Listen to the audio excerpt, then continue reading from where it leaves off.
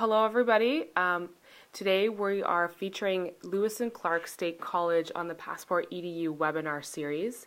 And with me today, I have Steve Arnold, who is the Director of International Programs, and myself, Barbara Tassa, founder of PassportEDU. So Steve, can you tell us a little bit about you, your role at Lewiston Clark State College? Thanks, Barbara. I'm in charge of everything international at the school. So we look after the language school, special summer programs, incoming students for short-term and long-term in college, partnerships, and also sending students abroad, though we don't send very many abroad. This is not a... Okay, great. And would you be the first person that a lot of the international students meet when they get to campus? I'm one of the first. We've got a team of about 5, so we all share the load. In fact, for the last 2 weeks I've been doing airport pickups and things like that, but I have a really good team. Okay, awesome. I'm in charge of everything, but my main focus is recruitment, so I do spend some time traveling out of the office, subject to budget. Great, sounds good. Okay, so today's agenda for the webinar is really to give you a sense of what Lewiston Clark State College is like, what's the environment around Lewiston, Idaho, where it's located, student life. We'll talk about the Institute of Intensive English, which is the intensive English program at Lewiston Clark, the academic programs offered at the school, what the admission criteria are, and Lewiston Clark is actually one of the few schools that provides international student scholarships, so we'll talk about scholarships, their value, and how students can apply. Lastly, we'll cover how you can actually start applying to Lewiston Clark through the website or PassportEDU. We'll save questions and answers till the end, but like I said, if you have any that are relevant to the slides, feel free to jump in and ask those questions.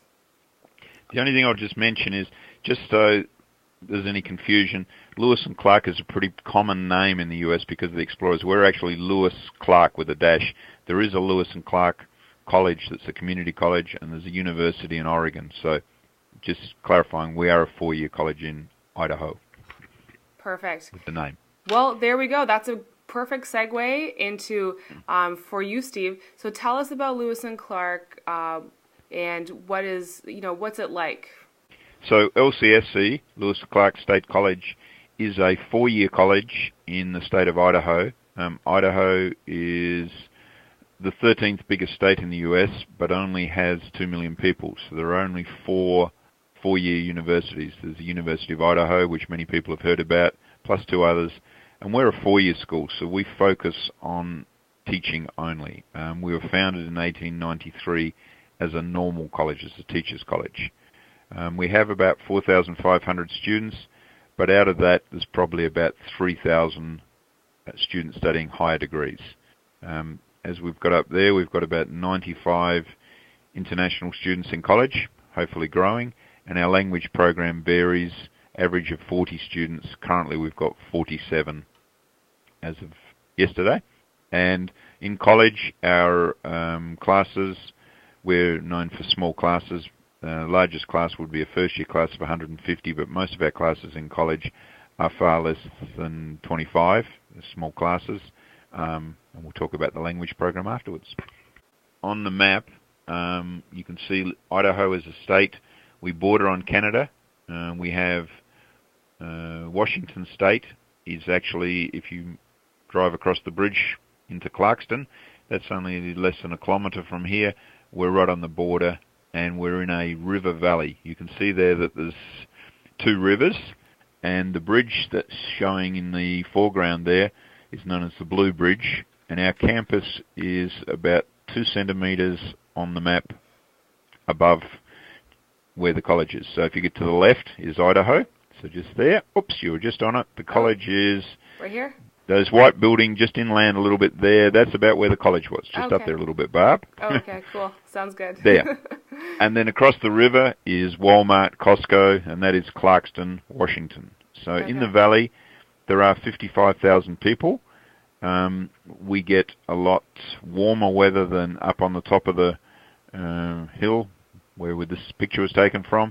So we get snow maybe once a year. So it's small town America. It's very friendly, very safe. In fact, it's been listed as Lewiston, Clarkston is listed on one site as the safest city under 150,000 people in the US. So it's a very safe, friendly place. 96% white, so we really want international students to help change the demographics. People are very interested in interacting with international students to find out more about the world outside the valley. To get here, you can fly through Seattle, which is a 1-hour plane flight on Alaska Airlines, or from Utah, you can fly through Salt Lake City, which is a major hub for Delta, which is also a 1-hour flight. To drive to Seattle is about 7 to 8 hours, or to Portland.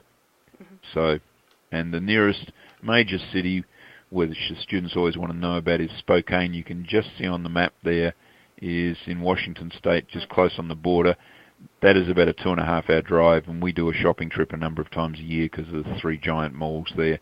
And there's another city there called Coeur d'Alene that has an amusement park near there. We also take the students up there to the amusement park a couple of times a year. We have the campus is situated in a residential area, so the students interact a lot with the local community. The campus is beautiful, small campus. Everything's very close by. All the students, whether they're in the language program or college, have access to the gymnasium, to all the clubs and societies. It's a really outdoor environment. We just had students yesterday signing up for rafting trips. We've got a soccer tournament coming up, a volleyball tournament. Last night there was a magician on campus. It was a free performance. Last week for orientation there was a lot of other things. So it's a good way to experience the American student life, but in the smaller campus. Okay, next. So I mentioned there's lots of clubs and organisations, camping, rafting, backpacking activities. Many of the students buy bicycles and get around. As far as accommodation, for the students in the language program, we have an excellent homestay program, living with an American family. A number of the families, probably more than half of them, are within short walking distance of the campus. If the students are more than 1.6 kilometres or 1 mile from campus, then the host families bring them to and from campus when they're in the language program. We also have 5 on-campus residence halls, and they include meal plans and have all sorts of activities organised in them, and they vary in price, relatively cheap compared to most other campuses, and you can go from basic, which is a room with 2 bunks, 2 beds, sharing, through to 4 or 5 bedroom suites where they share the living area and the bathroom. Mm-hmm. We also have 4 indoor tennis courts. Students can go there and play tennis. We have a fitness centre that's open at about 5:45 in the morning till 10 at night. We have a student centre, new nursing and health science building, and we've got students from over 28 countries, and this is also a climate here where we get all 4 seasons. So in summer it gets very hot, winter it gets cold, but as I said, we only get snow probably once a year, but the snow is close enough for people to go and experience fun things in the snow. One thing that our students love doing, and I want to get pictures of it, is going tubing, which is sit in a tube and slide down the snow. In terms of the residence options, homestay versus living on campus in the residence hall, what's the approximate cost for each of the various options? So homestay is $570 a month, which works out to $19 a day, and the homestay is you get 3 meals a day, private bedroom, and as I said, the airport pickup and take you to and from campus. So that's a really cost-effective way of improving English. We have many students who come into that and stay in the family. Some of them do try and stay with the families as well when they get into college, which reduces our number of available families, but that's what students like doing. Mm-hmm. And our families are all American families. If you go from the homestay in some big cities, you get families that are doing into it to make the money. Our families do it because they want to have interaction with international students. And so the students get an evening meal sitting down with the family, practicing their English. As far as the dorms vary in price and I'm just getting the price up in front of me on the internet. Bear with me for a second. Price for the dorms, if you're going into the very basic dorm, which is Clark Hall, which is where our athletes go, that dorm would cost for a double or triple room is $1,600 a semester. Similarly for our dorm on campus, which is an older one, which doesn't have air conditioning in summer but does have heating for winter, that's also $1,600. Then when you go to the private bedroom with shared suite in our newer dorm, that's about $2,265 a semester. There are requirements living in most of the dorms to have meal plans, and a meal plan works out at... The meal plan varies from 14 meals, all you can eat during a week, with 250 flex dollars is $1,580. 10 meals you can eat, all you can eat during the week with 200 flex dollars is $1,520. For students who are basically cost conscious, homestay could be a great option for them, whereas the yes, but the priority we always give for homestay is for the language program. Okay. So, if we have spare rooms, we'll put college students in, but right now with the number of students in the language program, we are reserving those for language. We also do have people who rent out rooms, and there is a site on the website where, in the residence life, where people post that they've got rooms available or students sharing apartments or whatever. The only thing we ask is for people coming to us in particular is to get their housing options in very quickly. This semester we had 60 students, domestic and international, on the wait list for accommodation. And we had a couple of students who last week contacted us and said they're on the plane. Oh, can I now make a deposit from my dorm room? A little bit late. Okay. There weren't any room. So this is not a town where there's a lot of student housing like some campuses where you can, where you're in a bigger city where there's plenty of rooms available. We usually can find accommodation, but last minute accommodation is always a problem. Makes sense. Okay, so plan ahead, homestay for the English students, and for everybody else academically, usually the residents are the option. Got it. Yep. And some students move in the residence life and then make friends and then rent an apartment. We usually recommend students not to go in an apartment when they first arrive because of they want to get used to a different academic system and a different culture, and the stress of going through getting contracts and organising for power to be put on and all those things. You're better off once you've had at least 6 months here learning the local customs. Okay, so the Institute of Intensive English is our language program, and that's been running for over 30 years now. So we have a program in which we try and give individual attention. So small classes, the biggest of any of our classes is 20, but most of the time we're averaging somewhere about 10 to 12. The students get 20 hours of instruction per week, plus they get 5 hours in our language lab practicing their listening and speaking comprehension skills on a computer program that we have. The language program is embedded in the college, so the officers, the international programs office, our admin staff, the advisors, they deal with college and the language program. And the classrooms are located right next to my office, and so the students are interacting with international students, college students all the time, so they're treated no differently than college. So they get a student card, they get access to everything. We have some social activities just for the language program, but they also get involved in anything that's going on the campus. As far as teaching levels, we have beginning and A and B, intermediate A and B, advanced A and B, and bridge. Students, when they arrive, are given a test and placed in a level. Students usually take 1 term to progress per level, but if they've either been incorrectly placed or they really do well, they can be promoted above a level. All the levels, beginning, intermediate and advanced, are taught via terms, which is a 6 or 7 week term. The bridge program is a little different. The bridge is a semester-long program matching the college semesters, and the bridge program is a pre-college preparation program. So in that program, the students are getting taught academic English, and getting all the skills to succeed in college, and the Bridge program includes one college class for credit. Great. And so what's the best recommendation here? Should a student apply to the Bridge IE program, or is it okay to start at any of the other levels if their plan is to transfer to the university?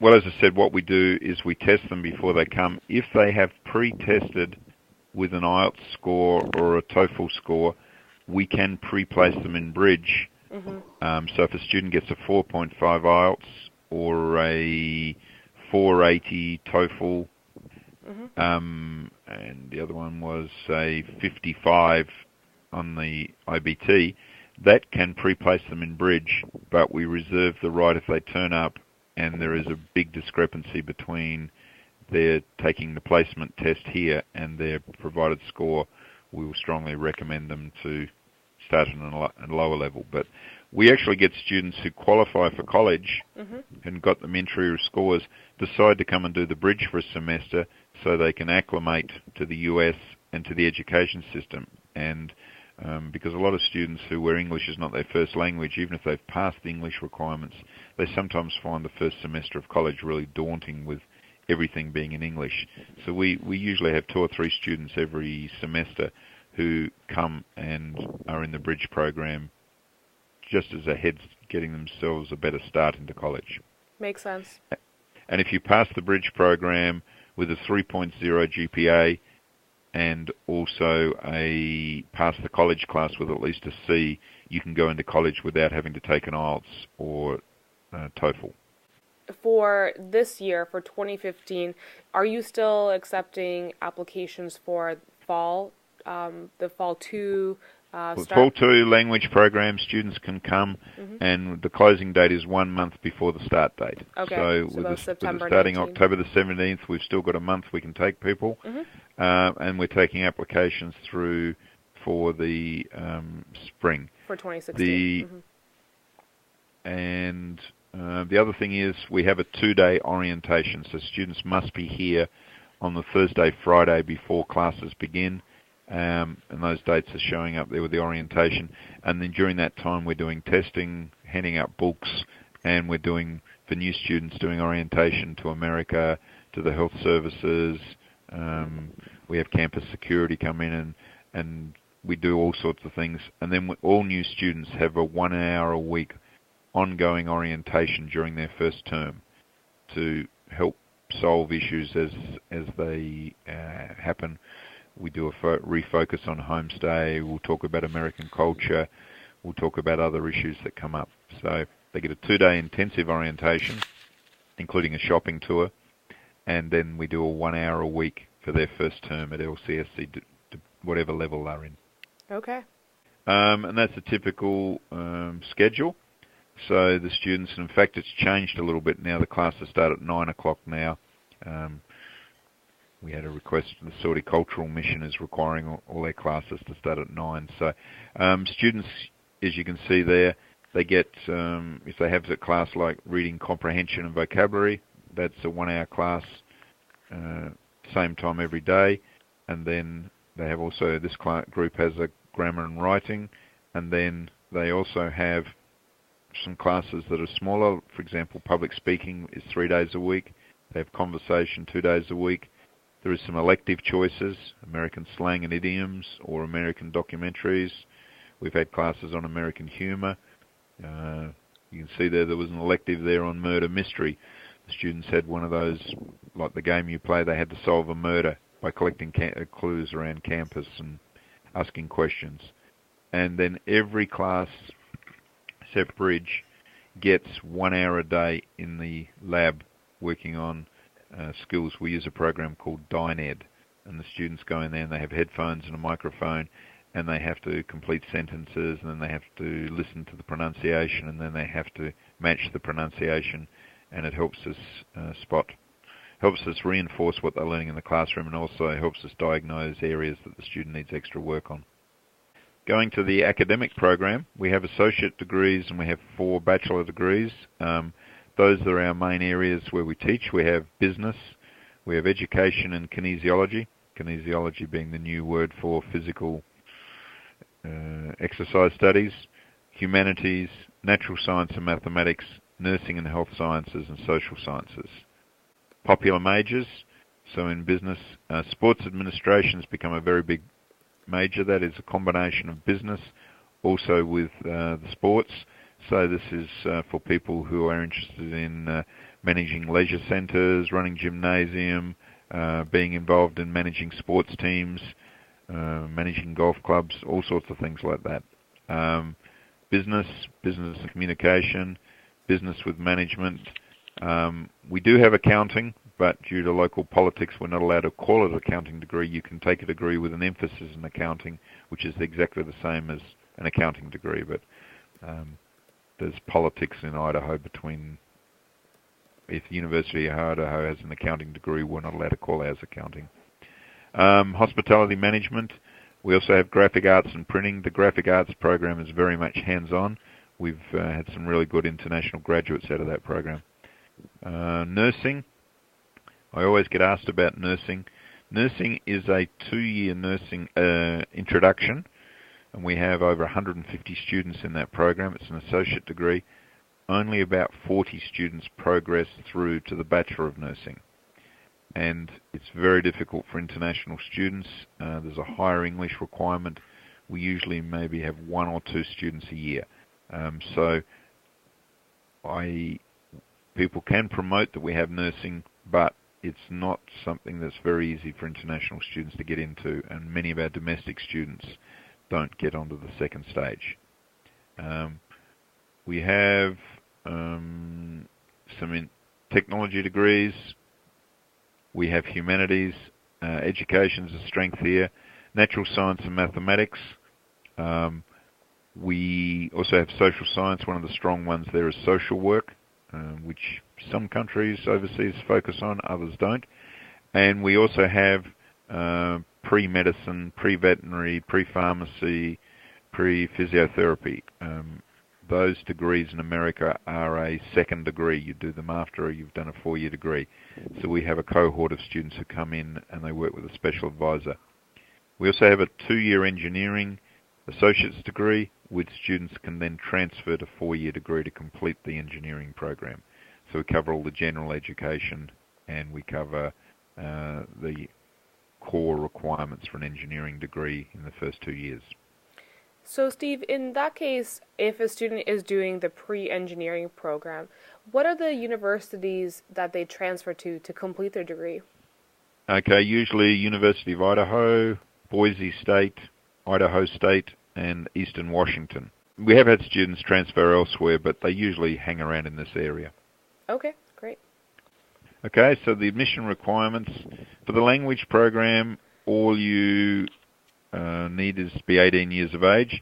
The cost on the I-20 for a term is $3,596, and that's the tuition, your student card, health insurance, and also based on homestay, 2 months homestay. So that's the entire package. Bridge is a semester-long program, so it's 2 IIE terms, so that includes a college class, and you can see the admission requirements there. For academic programs, we need to change that as well. It's 18 years of age as well on there. Sorry, I didn't spot that before. I will do that right now. Easy peasy. Okay. All right. And the TOEFL is IBT 61 or an IELTS of 5. And the thing with the IELTS is it must be 5 in every band, not an average of 5, because we have some students from some countries who are very well spoken but don't have any reading and writing skills. So we put there. That's the cost showing on the application fee. That's a total package with tuition, room and board, and health insurance and textbooks. As far as textbooks go, in the language program, textbooks are free. In the bridge programs, the students have to buy perhaps 1 textbook for their college class. And in college, textbooks are expensive in the US. It's about $1,600 is the estimate on textbooks. But at our school, when you go into the bookshop, you can rent the textbooks or you can buy used textbooks. So we put the highest cost on the estimate, which is $1,600, but many students do it far cheaper than that. Application fee for the programs is a $50 application fee. Scholarships. We have international scholarships. So every student with a 2.5 GPA is eligible for that first one. So the initial scholarship is the same for everybody, is $3,500 per year. And then after one semester, if their GPA at LCSC is 3 or 3.5, the scholarship can increase. So everybody gets the same initial scholarship because it's very hard to work out exactly what GPAs are consistent. But after one semester, students can get a higher scholarship. There is also a requirement that every student who gets a scholarship must do 10 hours of community service each semester. So Steve, can you tell us a little bit about the volunteering? What are typical activities students would do to volunteer in the community or on campus? Okay. So what they do is they get some credit if they want to work for our office. I have people doing social media and some other work. They can also, they go into local schools and have conversation about their country or just conversation in general with school kids, doing presentations about their home country or some aspect of their culture, going to old people's homes and talking to the old people, going and working at community events. For example, we have, in summer they have movies being shown in the park on a big screen. Our students have gone there, volunteered and helped sell hot dogs for the organisers. They've also gone into programs like Habitat for Humanity with helping to build houses. They've gone on to working with the animal shelter, working with, just thinking the other things, working with some of the organisations around the place in town that provide services, whether it's food kitchens or support to local families. So just there's a whole range of activities and they can choose what they want to do. Mm-hmm. Okay, great. So it sounds like a really positive initiative. So the school helps the student, but then the student also gives back to the community. Well, we want the students to get out there and learn about America. We also want people to learn about the foreign students coming in, and we want the students to get to be part of the community. And they build all sorts of links out of this, which opens up all sorts of social and recreational activities. Great. That's good to hear. So it sounds like, Elisa, you have a question? I just wanted to clarify about these scholarships. Do I get it correctly that these are for students who are enrolled in the academic programs, and That's once right. once they show this GPA, they can have a scholarship for the next semester? Or the initial, if a student, when they apply to us, we do a conversion on their grade, whether it's from Russia or China or whatever. If their GPA of their high school, if that's where they're coming from, or if they are a student who's studied overseas at a university that is coming, if their GPA is 2.5 or better, we will give them a $3,500 scholarship for the first year automatic. Once they've been at Lewis Clark State College for 6 months, one semester, if their scholarship with us is 3.2, we will then increase it to $4,250 a year. If they get 3.5 or better, it goes up to $5,000 a year. Okay, so this applies to both the admissions process, I mean, like for the students who want to apply, and to those who are already on the degree program, right? That's right. And if the student is eligible for a scholarship, it's guaranteed, and we will include it on the I-20. So when we talk about the total on the I-20, if a student gets a scholarship from us, that will appear as part of their financial guarantee. Okay. And do you have any sports scholarships for international? Yes, we do have sports scholarships. And I'm not sure whether that's on another slide, is it, Barbara, or not? I did actually not include sports scholarships on this presentation. But, so I can talk about that right now. Sure, and I can provide links afterwards as well as follow-up so you guys can see the sports scholarships. But yeah, Steve, take us away and tell us about them. Okay, so the first thing for us is we are in the NAIA, which is a different sporting group than normally. Most of the colleges in America belong to the NCAA, and you have the Division I, which is all the famous schools, Division II, Division III. We belong to a different group, which is a group of, I think it's 30 colleges across the US, and We have sports, and we do have sporting scholarships. 26 of my international students are on sporting scholarships. So the students... Which sports? Yes, the sports are, our number one sport is baseball. Mm-hmm. And we just won the World Championship in that. So that mainly is Canadian students and students from Central and South America, because it's not too popular overseas. But the other sports that would be of particular interest, we have men and women's basketball, women's volleyball, tennis, men and women's, and our tennis teams are just about entirely international. And we're always looking for good women tennis players, because we get them here and they usually get stolen by the NCAA schools. So we have men's and women's golf, men and women's golf. In fact, our work study, the student who works in our office, is our number one women's golfer. She's from Mexico. Oh. And we also have... I play golf too. Okay. Yeah, well, she's very good. And then we have track and field, and we also have cross-country running. So those are our sports. Now, the student must meet the entry requirements, and if a student is interested on our application, there is a space to say that you're interested in sport. We then pass it on to the coaches, and then the coaches are the ones who make the decision. And they look at, for example, the basketball coach says he wants to see game tape. He wants to see videos of the student playing. They also want to know what tournaments they've played in, what teams they've played in, and they have their own network of checking up. Now, as far as one thing, if a student doesn't have the English to come in, then it's very unlikely they'll get an athletic scholarship, because the coaches really have the scholarship for this semester. So if they're making an offer, they don't want to be waiting a semester for the student.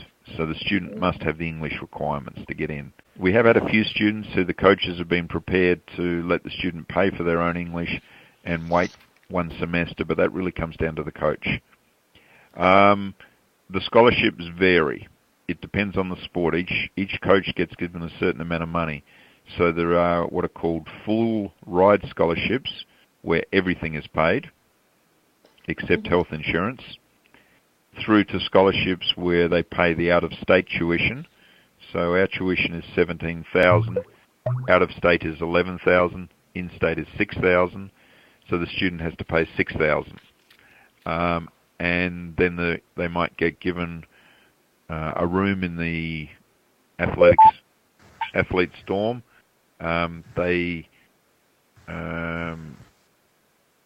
And some money towards the meal plan. It really depends by the coach, and depending how much money they've got and how much they want the player and how many spaces are on the team, they'll make an offer, and that gets documented as part of the admission process and appears on the I-20. Okay, thank you. So, Steve, then what is your recommendation for students who are applying and they are looking to get sports scholarships? Should they be reaching out to the coach before they apply, or should they do the academic applications and then... They can do both. Okay. They can do both. It really comes a lot. The coach usually recruits most of the students themselves through their own network, but we do have students who come through our site and talk to us, and then we pass it on to the coaches. As we mentioned, there's a $50 application fee, and then what we do, as far as sending the I-20, we use a company called eShip Global. So the student or the agent has to go in and pay the fee to ship the I-20 and the admission letter from our office, and that way we have correct addresses and things don't get lost in the mail. So we use eShip Global. It's all explained on our website. And we do have online payment of money. We use a company called Peer Transfer, which is a lot cheaper than wire transfers, and that's explained on our website as an online payment. There is a $50 application fee for college and the language program, whichever you're applying to, and there is a $100 application fee for homestay. That is for placement fee, trying to match the student up with the best family. And I think the dorms is a $200 deposit for the dorms, non-refundable deposit. And there was one other thing I forgot to mention that may be of interest. One program that's growing for us a lot is we have a year abroad program. there are many students overseas who are looking to just come and study 1 year and take the credit back. In many countries they call it exchange. We don't call it exchange because for us an exchange is a swapping of students. But we have a number of students, probably about 10 or 15 here right now, who have just come for 1 year of study. And they either come and do the bridge program, or the bridge plus a college semester, or a college semester, or 2 college semesters, just depending on their English and their academics. And then they transfer the program back to their home university. That information's on our website. We call it, it's very imaginative, we call it Study Abroad in Idaho. That program there, students just apply in the same as for if they're applying for college or for the language program. So if the students who just want to come for a year program, sometimes I know we're getting a lot of traction with that in Japan and starting to in Taiwan and Korea. I'm not sure about in Europe. I've been told, in fact I'll be there next week, I've been told that there's a great deal of interest for that in Germany. Great, and that information is available on the websites? Yep, so available on the website. So lcsc.edu. /slash international is the best place to go for anything to do with us. Sounds good. So we do have the brochures for both the academic program as well as the intensive English program. There'll be links provided to you after the webinar. Also, to actually start your application, so there's 2 ways you can do it. You can go to lsc.edu/international. There will be application starts there. Lewis and Clark is also part of the PassportEDU network, which means you can apply through PassportEDU and the applications will go through to them directly. The next academic deadline for admissions is coming up December 1st, so there's a little bit of time, but the earlier you get your materials in, the better, of course, it is. How to apply through PassportEDU, and I'll do a quick overview here. If anybody wants additional information, I'm happy to send it. To go through PassportEDU, go to the URL passportedu.com. As an agent, you have your own portal, so you just click the Agents tab on the website. If you don't have an account yet, you can create one. If you do, just log in. You can add a new student to get started. So if one of the students for a scholarship or academics is interested, just add them by their first, last name, and their email address. Then you can search for the school. Lewis Clark State College will come up, and you'll have the option to apply directly to the intensive English program or to the undergraduate program. You can click the button, whatever one is relevant for you. And when you complete the application, you can pay the application fee and then submit the application for review. And that will go right to Lewis Clark State College, and probably either Stephen or one of his 5 team members will be reviewing the applications. That's pretty much it for the content. Did we have any questions that we did not answer? Is there anybody that wants to ask a question to Stephen while we have him on the phone? Yeah, may I ask? Yes, of course. Hi, Elisa. Yeah, I wanted to ask about mature students. Do you accept, what is the age and what are the requirements for them? Minimum requirement is 18, and any age after that, up. So there's no differentiation for any mature students versus just recently graduated from high school? Nope, no differentiation. The only thing is if someone is coming here for language and they are older, that sometimes homestay is not quite as easy to provide. We have had a couple of people, but most of our families are sort of used to 18 to 30-year-olds. But we have had some people in their 50s and 60s doing the language. I think our oldest graduate here is 85 or something. Oh, wow. Amazing. Yeah. Wasn't an international student. Okay. Another question I have is, where do students usually go after they finish school? Okay. Yep, that's a good thing. When they finish the college degree, some of them go home, some of them go on to grad school, and we're trying to collect some data on that. The other one is, and we didn't get a chance to mention this, at our school, many of our degrees have internships components. And so if you're doing hospitality, social work, nursing, education, you are required to do an internship as part of your degree. All of our other degrees have an internship as elective. So we do have what is called CPT, Curricular Practical Training, and that is when students can do an internship. The requirement for that is you must have studied in the US for 1 year, and you must be getting academic credit for doing the internship. And it can be paid or unpaid. So some students do that during their degree, and then after they complete their degree, are you familiar with OPT, Optional Practical Training? Yes. We have a number of students who do that. So we run seminars a couple of months before they graduate, and we've had students work everywhere from New York to Florida to Disneyland, to some of them still working in this area. So OPT is an option that we promote. Mm-hmm. And can you tell us a little bit about the industries like in around Idaho? Are there certain employers that really are keen to work with international students on OPT after they graduate? Well, it really depends on what the major is. We've had some students who've we have an engineering company here.